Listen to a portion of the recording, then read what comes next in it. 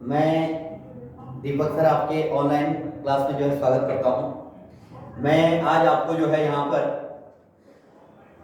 वर्णमाला पढ़ाऊंगा और वर्णमाला के जो है जितनी भी बारीकियाँ होती हैं, जहाँ जहाँ से क्वेश्चन बन सकते हैं, वो सभी चीज़ें कवर करने की कोशिश की जाएगी।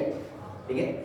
और मैं जो है यहाँ से थोड़ा सा सीधे वर्णमाला से शुरू ना करके वर्णमाला से हम क्यों शुरू करते हैं उसके बारे में जो है थोड़ा सा प्रकाश डालूंगा। ठीक है। तो सबसे पहले हम बात करते हैं भाषा की। भाषा क्या होती है? वह माध्यम जो अपनी भावनाओं और विचारों को दूसरे तक पहुंचाने तथा दूसरे की भावनाओं और विचारों को समझने का आधार बनती है। वह माध्यम जो दूसरे के भावनाओं विचारों को समझने तथा अपनी भावनाओं और विचारों को समझाने की जो है माध्यम बनता है, उसे जो है हम कहते हैं भाषा। अब भाषा वो किसी भी प्रकार की हो सकती है। तो सबसे पहले हम भाषा को जो विभाजित करते हैं वो सबसे पहले उपभाषा, उपभाषा, मुख्य भाषा, मुख्य भाषा और मानकीकृत भाषा। भाषा ये तीन प्रकार से जो है हम भाषा को जो है पढ़ते हैं कि वह माध्यम, मैंने अभी आपको बताया कि वह माध्यम जो अपनी भावनाओं और विचारों को दूसरे तक पहुंचाने और दूसरे की भावनाओं और विचारों को समझने का आधार बनती है, उसे जो है हम कहते हैं भाषा। अब इस भाषा को जो है हम थोड़ा बारीकी से अगर पढ़ते हैं तो ये सबसे पहले उपभाषा में विभाजित होता है, जिसे अब यहाँ से क्वेश्चन ये बनता है कि भाषा की जो है मुख्य रूप से जो प्रारंभिक रूप कौन सा होता है। तो भाषा का प्रारंभिक रूप मुख्य रूप से होता है उपभाषा। इकाई नहीं नाम है प्रारंभिक रूप का। प्रारंभिक रूप उपभाषा यानी कि प्रत्येक भाषा का संबंध जो है बोलियों से होता है। बोलियां, बोलियों से होता है। तो बोलियां क्या होती है?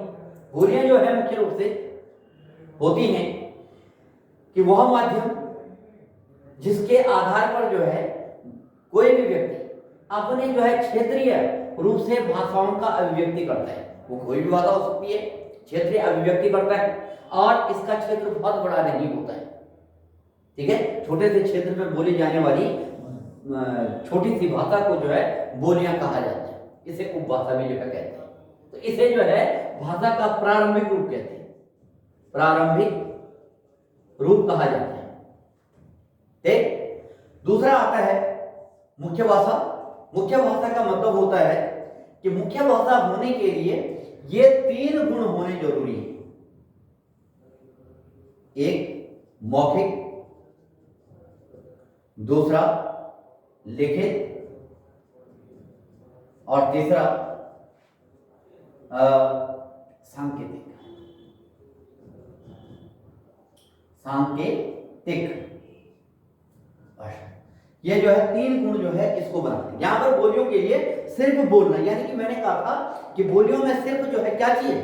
क्षेत्रीय स्वरूप चाहिए और वो जो है क्षेत्र में जो है बोली जाती है बोलना। इसका जो है बोलियों का मतलब होता है केवल बोलना। एक ही जो है इसमें रूप था सिर्फ बोलना, इसीलिए इसको जो है मौखिक रूप था, तो इसको जो है बोलियां कहा गया।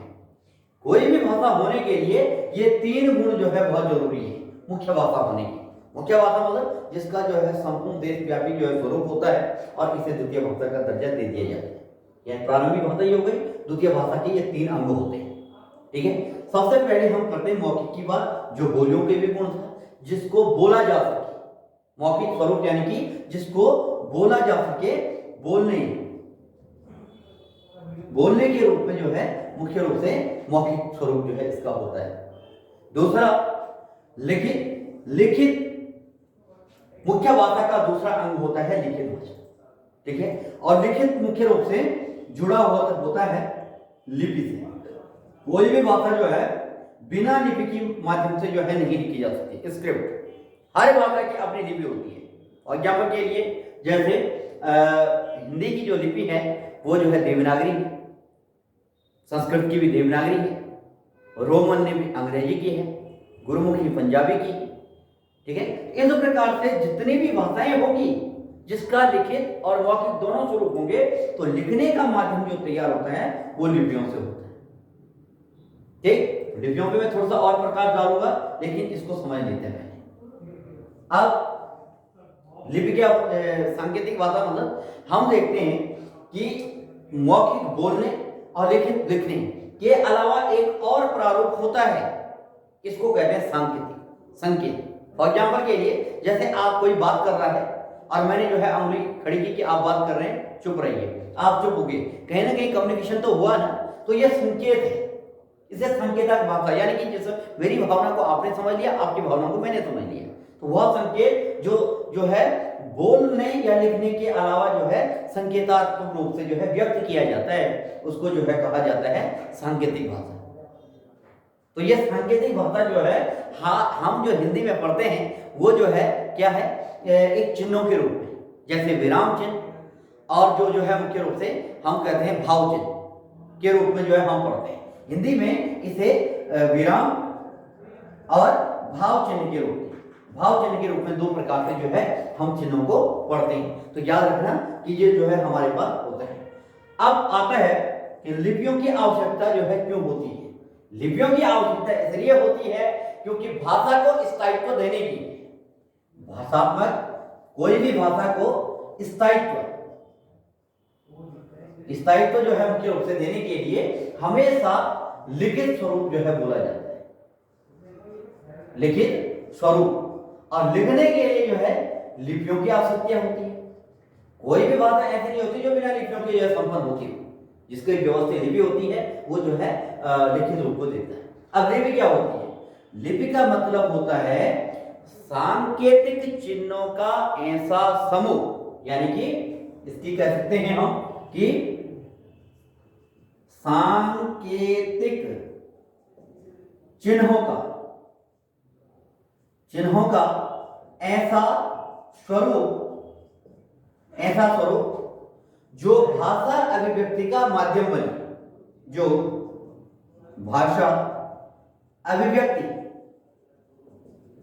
का माध्यम बने, उसे लिपि कहते हैं।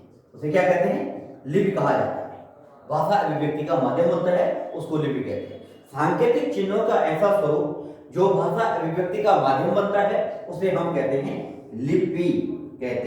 उसे लिपि कहा जाता है। अब जब जो है लिपि हम पढ़ते हैं, अब हम पढ़े हिंदी, ठीक है ना। हमारी यहाँ पर भाषा है मुख्य भाषा हिंदी। तो हिंदी की जो लिपि होती है वो है देवनागरी।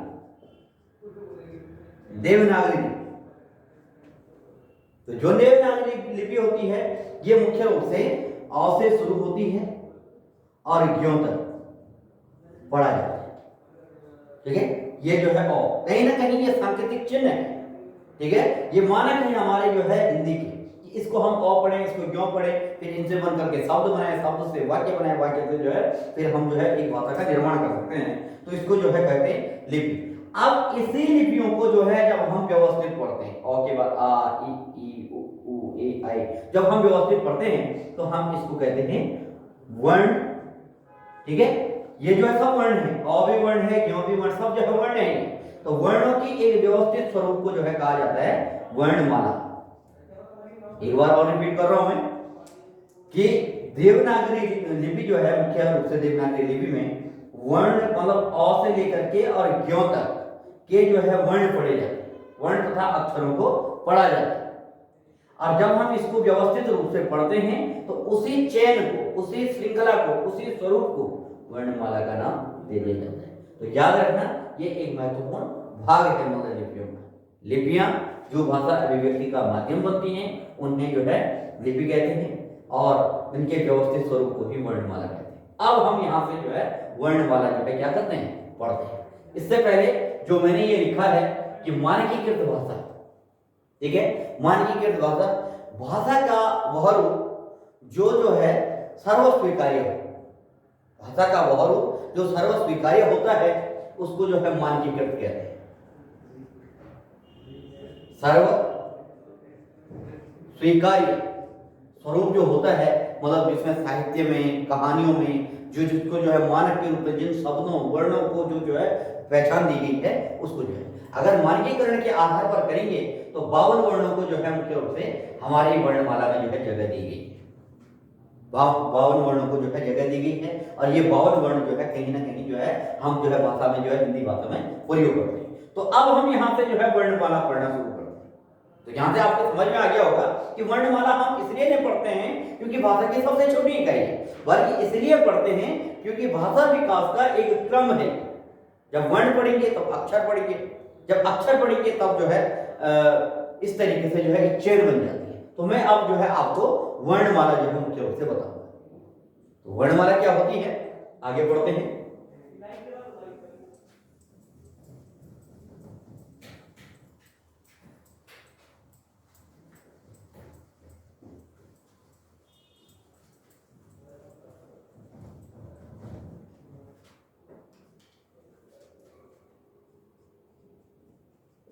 वर्णमाला, सबसे पहले बात करते हैं हम वर्णमाला की। तो वर्णमाला जो है मुख्य रूप से सबसे पहले शुरू होता है वर्ण। अब वर्ण किसे कहते हैं? वर्ण कहते हैं भाषा की बहुत छोटी से छोटी इकाई जिसके टुकड़े न किए जा सके। भाषा की बहुत छोटी से छोटी इकाई, भाषा की सबसे छोटी इकाई, मतलब प्रारंभिक इकाई नहीं कहा मैंने यहां, मैंने कहा कि सबसे छोटी इकाई जिसके टुकड़े न किए जा सके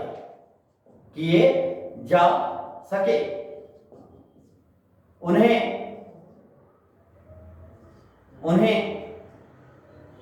जिसके टुकड़े न किए जा सके और जो है शब्द निर्माण करने की शक्ति रखता हो, जो शब्द निर्माण करने की शक्ति रखता हो उसे वर्ण कहते हैं। वर्ण कहते हैं।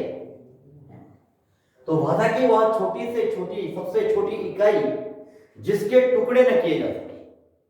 सबसे पहले तो इसको समझते हैं कि क्या जिसके टुकड़े न किए जा सके वो कौन सी होता है। माना जो है टुकड़े मतलब सार्थक टुकड़े की बात है, जिसके सार्थक टुकड़े न किए जा सके। यानी जैसे जो है मैं इसको माना जो है ये वर्ण है, मैं इसके जो है किसी प्रकार से खंडित नहीं कर सकता हूं सार्थक रूप कि जो है टूटने के बाद जो है ये क्या कर सके, अपना अर्थ दे। ठीक है, चलो ये तो स्वर है, हम कहेंगे चलो स्वर है, ठीक है। लेकिन अगर जो है हम बात करते हैं क, तो क जो है वर्ण ना होकर के अक्षर है, क्योंकि इसमें अ की ध्वनि आ रही है। लेकिन अगर जो है हम इसको वर्ण के रूप में फॉर्मेट में लिखते हैं तो हमें इसमें हलंत लगाना पड़ेगा, यह वर्ण बन जाता है।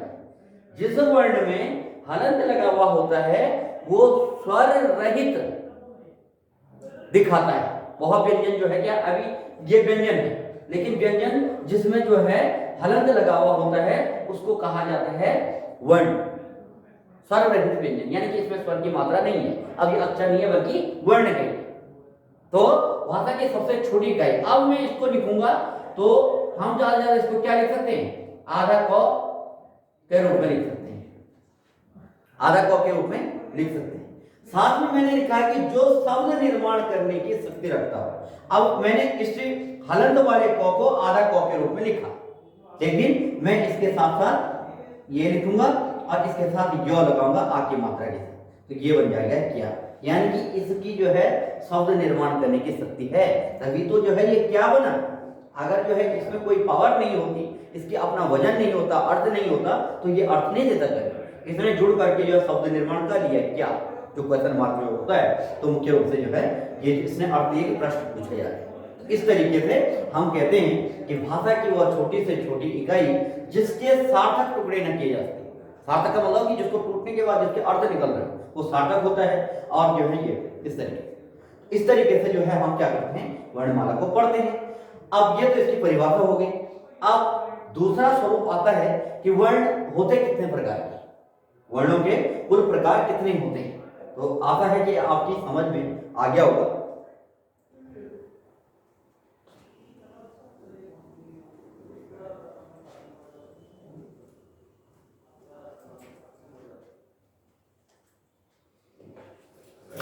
वर्ण के प्रकार।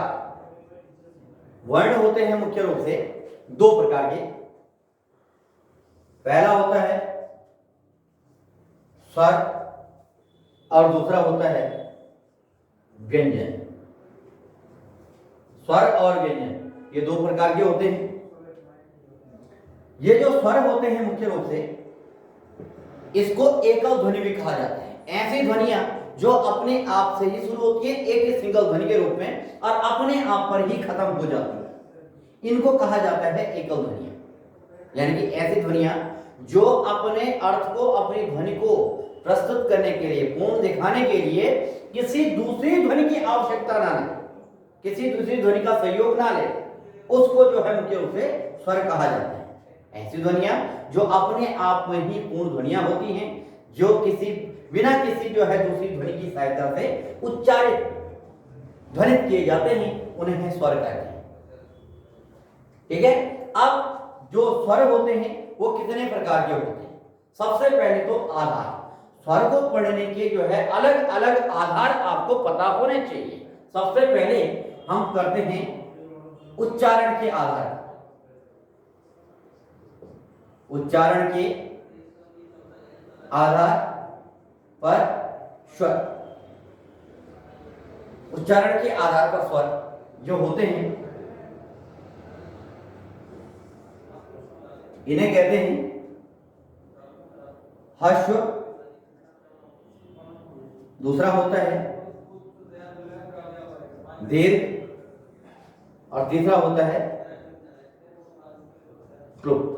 तीन प्रकार के होते हैं ह्रस्व, दीर्घ और क्लुप्त। ठीक है। इनके दूसरे नाम भी पूछ लिए जाते हैं कभी कभी। तो इसे एक मात्रिक कहा जाता है। एक मात्रिक यानी कि मैंने कहा कि उच्चारण यानी कि मात्रा। ठीक है। तो इसे मात्रा के आधार पर भी कहते हैं। एक मात्रिक ये हो जाता है, द्विमात्रिक, द्विमात्रिक और ये जो है थ्री टाइम्स यानी कि जो है त्रिमात्रिक।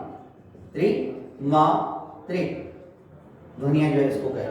एक मात्रिक ध्वनि ह्रस्व ध्वनियां होती हैं, द्विमात्रिक ध्वनि दीर्घ ध्वनियां होती हैं और क्लुप्त जो है त्रिमात्रिक ध्वनियां होती हैं जो थ्री टाइम में जो है बोली जाती है।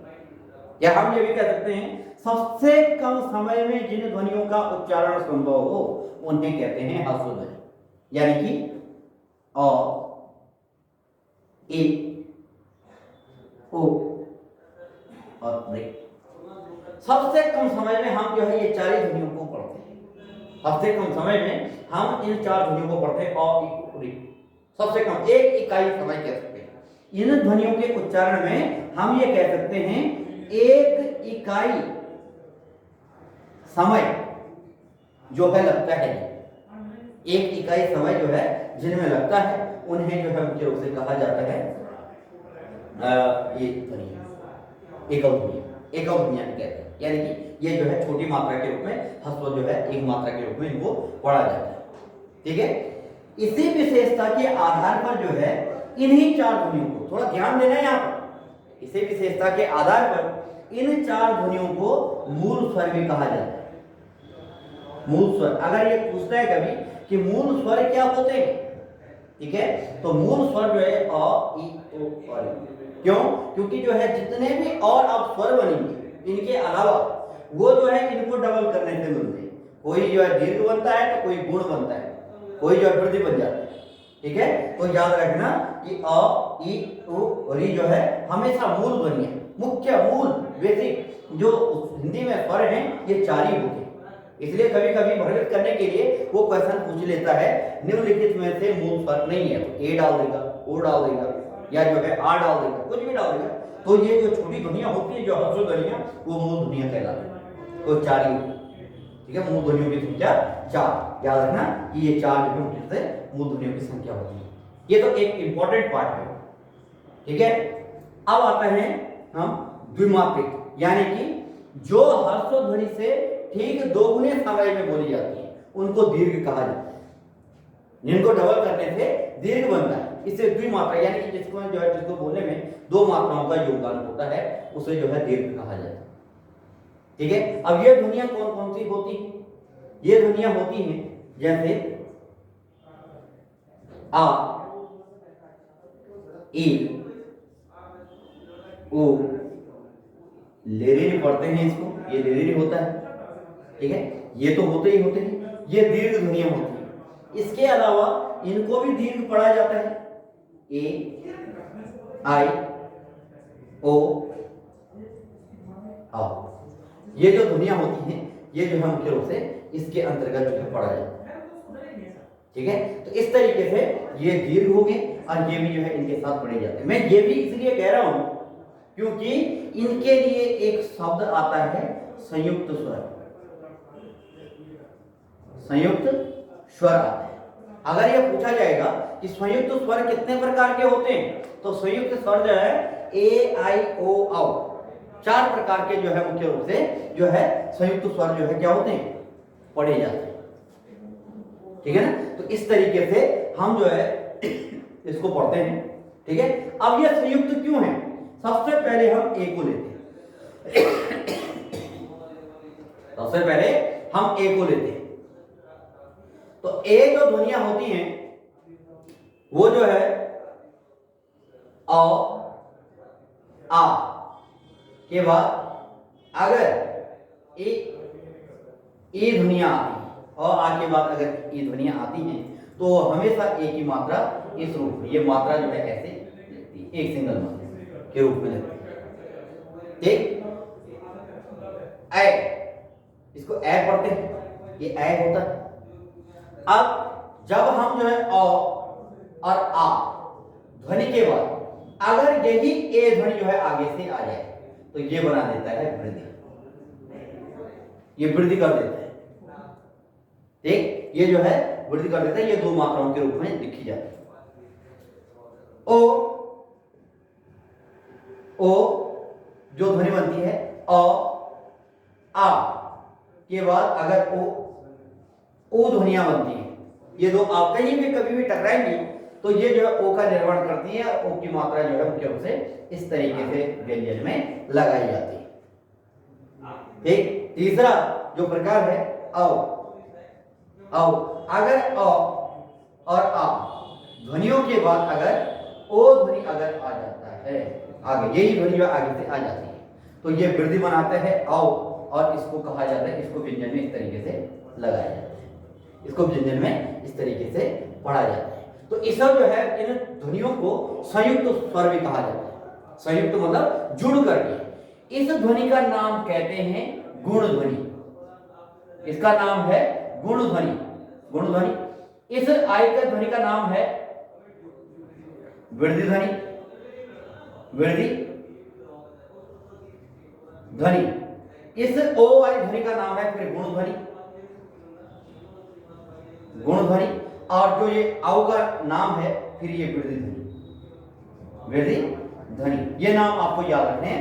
निम्नलिखित में से जो है वृद्धि ध्वनि पहचानिए, कुछ भी दे देगा वो तो वृद्धि जो है मुख्य रूप से यही होती है, वृद्धि जो है मुख्य रूप से। तो याद रखना कि इनको जो है दीर्घ के साथ साथ, कुछ किताबें ये दीर्घ में दे रखे हैं तो कुछ में जो है इनको अलग ही वर्गीकरण कर रखा है, इनका नाम जो है संयुक्त स्वर दिया गया है, संयुक्त स्वर, याद रखना। तो ये है, अगर माना कभी ऐसा होता है कि जो है संयुक्त स्वर में जैसे जो है दीर्घ में कभी कभी आ भी दे रखा है और आई भी दे रखा है, बाकी ये दे रखे हैं जैसे, और इसमें से एक आ दे रखा है, तो जो मूल है मतलब जो भी मुख्य रूप से है ये जो है एक ही जाति के वर्ण से बनेंगे, एक ही जाति का। औधन औ बराबर आ बनता है, औधन औ बराबर आ बनता है, तो एक ही जाति के हैं ये। दूसरा ईधन ई बराबर ई धन ई बराबर ई बनता है। तीसरा उधन उ बराबर उधन उ बराबर उ बनता है। और अगला जो है उ धन सॉरी री धन रि बराबर लरिन बनता है, ये इस तरीके से लगता है ये। तो ये एक ही जाति के हैं, इसलिए अगर जो है कभी क्वेश्चन इस तरीके से आता है कि 3 ये दे दिए दीर्घ में, या जो है ये दे दिया दीर्घ में और इसके साथ ये दे दिया, और एक ऑप्शन में अगर आ है, ई है, उ है, री है, तो आप इसी को टिक करेंगे, क्योंकि जो है ये किताबों की भाषा है और मुख्य दीर्घ यही होते हैं, मुख्य दीर्घ ठीक है, ये भी दीर्घ है लेकिन जो है ये संयुक्त स्वर के रूप में पढ़े जाते हैं। याद रखना, इस तरीके से जो है हम पढ़ते हैं इसका। अब आता है प्लुत ध्वनियां। प्लुत ध्वनियां क्या होती है? प्लुत का मतलब होता है कि ऐसी ध्वनियां जो ठीक ह्रस्व ध्वनि से थ्री टाइम्स में जो है बोली जाती है, यानी कि 3 गुने समय में जो प्रेजेंट करती हैं अपने आप को, उनको प्लुत ध्वनि कहते हैं। ठीक है। अब जैसे जो है हम जैसे ओम की ध्वनि बोलते हैं, ओम की ध्वनि बोलते हैं, तो जो है इसमें जो है इस 3 लगा दिया जाता है। जैसे राजा दशरथ ने जब जो है प्राण त्यागे थे, तो उन्होंने जो है राम की ध्वनि बोली, तो आ की मात्रा 3 टाइम में, ओ की मात्रा 3 टाइम में बन गई, तो ये जो है 3 टाइम। तो फिर क्वेश्चन ये बनता है, जैसे श्री है, जो ई की मात्रा है, ये जो है मुख्य रूप से वो ये पूछी जाती है कि जो है जो ये जो ध्वनियां हैं, ये उच्चारण होते हैं क्या व्यवहारिक रूप से? हमारे जन सामान्य के रूप में जो है इसका प्रयोग किया जाता है, तो हाँ किया जाता है। कब? विशेष काल, परिस्थिति तथा संबोधन में। जब किसी का संबोधन होता है, किसी का नाम हम लेते हैं, जब किसी का जो है मुख्य रूप से उच्चारण किया जाता है, विशेष परिस्थिति होती है, जब जो है कोई कार्य किया जाता है, विशेष कार्य, प्रयोजन और परिस्थिति में हम जो है प्लुत ध्वनियों का प्रयोग करते ही करते हैं। तो इस तरीके से जो है हमारा जो है ये स्वर जो है हो जाता है समाप्त, कि ऐसी एकल ध्वनियां जिसके आधार पर जो है हम क्या करते हैं, एकल ध्वनियां जिसको हम उच्चारित करते हैं, ये जो है। तो इस तरीके से जो है, बाकी मैं आपको जो है अगले वीडियो में व्यंजन बताऊंगा, ये आपके लिए जो है काफी है। धन्यवाद।